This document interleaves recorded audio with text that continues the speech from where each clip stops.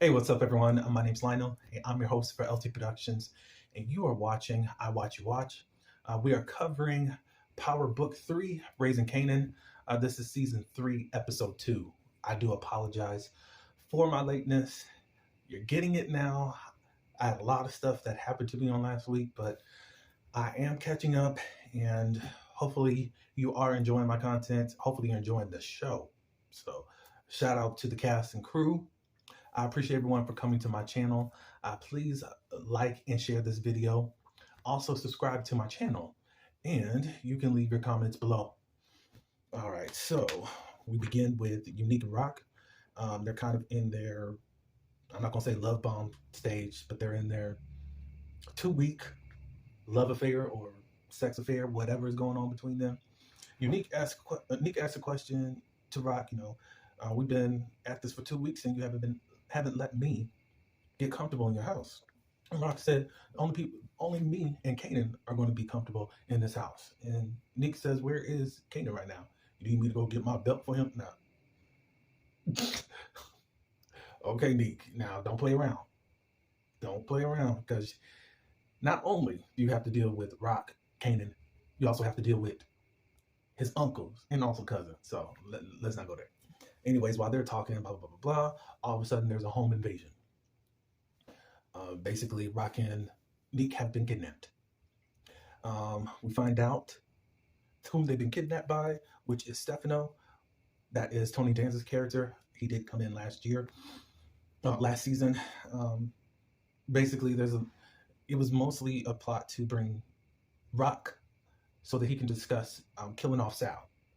That's who also they dealt with last year to try to expand the business, but then things just got kind of out of hand. Rock says that she's out of the business, and Stefano gives her an ultimatum: either you kill him or I will kill you and your family. So she says, once I'm done, once I do this for you, then my whole Italian problem will be done. He says, sure. All right, so Lou and Marlon, they are out at the club. Lou's just all over the place right now. He's at the club. He's got all these women around him. He's drinking, kind of just trying to forget the world right now, or where he's at in his emotions. So a bartender or waiter comes by with the drinks or whatever. Whatever the commotion was, something ends up getting spilled and broken. So Lou ends up getting pissed. It didn't even spill on him, and was getting irate and was ready to kick his tail. But Marlon came over there and stopped him and said, hey, don't do that, blah, blah, blah, blah. Meanwhile, Marlon's noticing these two guys just staring at him.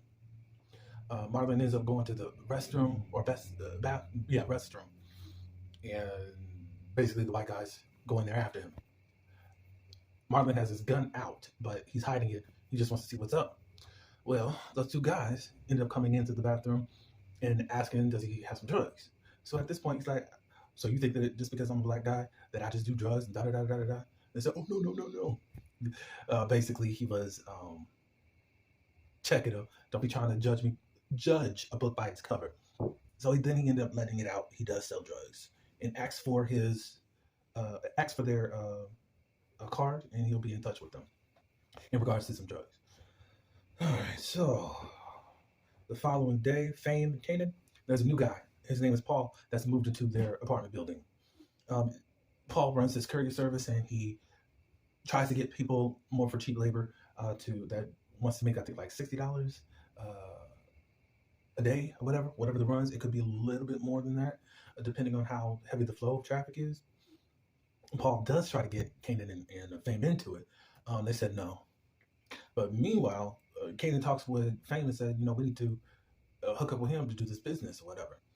Fame is just still not really into this whole drug thing. I don't blame him. It's fine, But still, Kanan's like, we need to make some money. I don't know why nobody is filling out an application anywhere. I don't even know. Whatever. But anyways, Kanan ends up talking with Paul, and he just promised him, I got a connect, and all I needed is somebody to make the traveling. Paul ends up agreeing, and now they're in business together.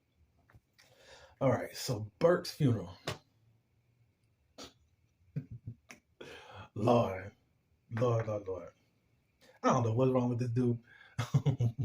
But Katie's daddy ended up just talking all mad-ish up there, like she was just such a good person. Burke helped him to become a better cop and a better man. I wish she could have accepted how good of a cop she really was. Maybe she could have been here today. Lord. So the ex-girlfriend is also in the audience, crying at this point. So after the funeral, Chief tells him, we need to make sure that anything that he sees dirty within her files, you need to alert him so we can get rid of it right away. They want to basically, he just wants to wash his hands clean of everything about her. The girlfriend tries to talk to Burke's dad, or ex-girlfriend, but he's not into it. And it looks like he's homophobic. Just in the speech that he was saying, but basically he just brushed her off. Later on in the episode, she tries to talk to the chief, but he said, let Burke rest in peace, for your sake and yours. But I think that she's a cop or a detective, so I'm sure she's not going to let her rest in peace. I mean, she's not going to feel at peace until there's justice for her. So we'll have to see how the season goes. All right, so Rock ends up telling Marlon the plan to kill Sal. He wants to do a little drug business on the side, and he said that he would give her a cut. But Rock said, nah, that's okay. You keep all the proceeds, whatever. I guess just keep it cute, and that's it. Let's see. Sal and the FBI. The FBI comes to see Sal and tells him that there's an assassination plot that's forming against him. And he says that they wanted to offer him a deal. And right off jump, he rejected it. And the FBI said, okay, just letting you know it's going to happen really soon.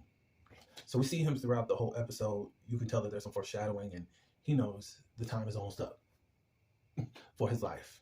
They are planning a christening for his new son. And obviously there's some significance around that, but we'll get into that in just a few minutes. All right, so Nick finally goes home, and his girlfriend calls him upstairs to the room and says that she doesn't feel safe with Ronnie.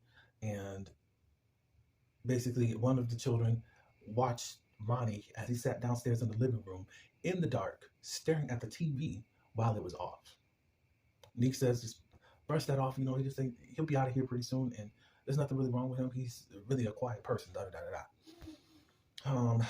Nick goes and visits Stefano and says, I want to get into business with you. I know you do like the heroin stuff. Stefano says that, he'll be glad to have him, but he also has to get an approval from his partners. And then Nick asks Stefano, can you point me in the right direction of where the partners are? And he gladly did do it. All right, so Juke, she's on her own journey. She's at school. She's trying to join the military. She wants to get out of Queens ASAP.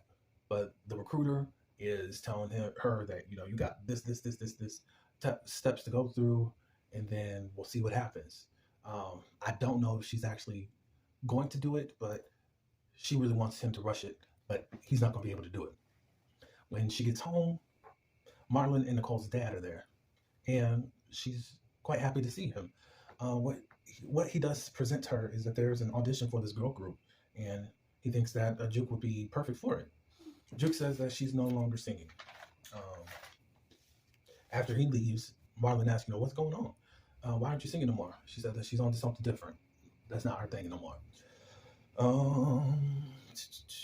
Marlon goes and visits Luke and asks him to be the lookout as he's about to kill someone.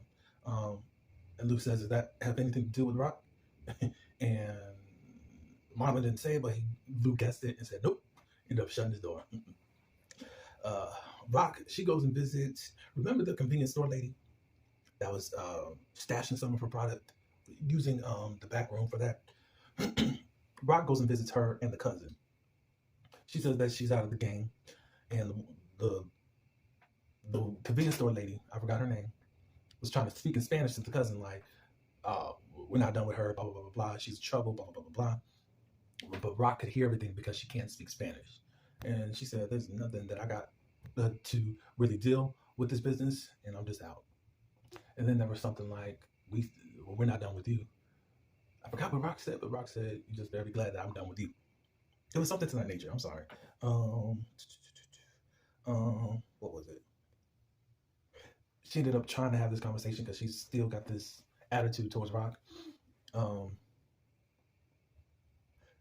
Basically, the girl's saying that she doesn't think that she's really done, or something to that nature. But then the cousin says we need to worry about if she's really done with us.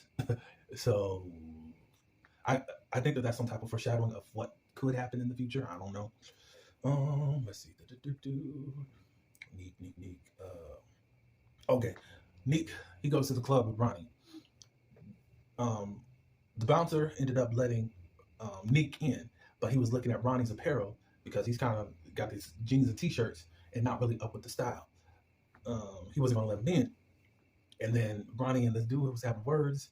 Neek broke it up, but then all of a sudden there was this killer look in Ronnie, even as he's being let into the club.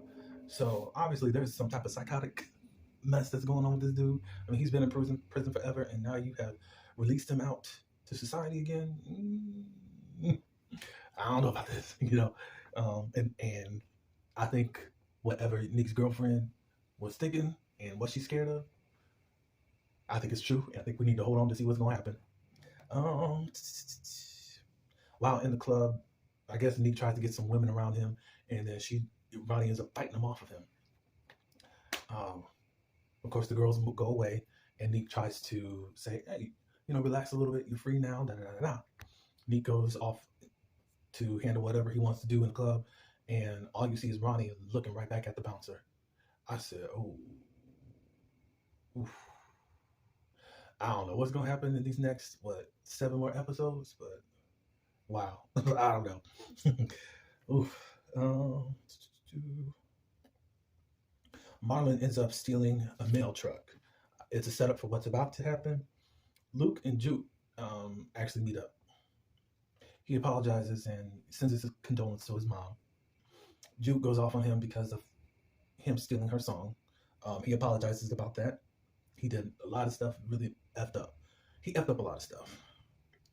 And then she says, "I'm sorry about Caesar dying."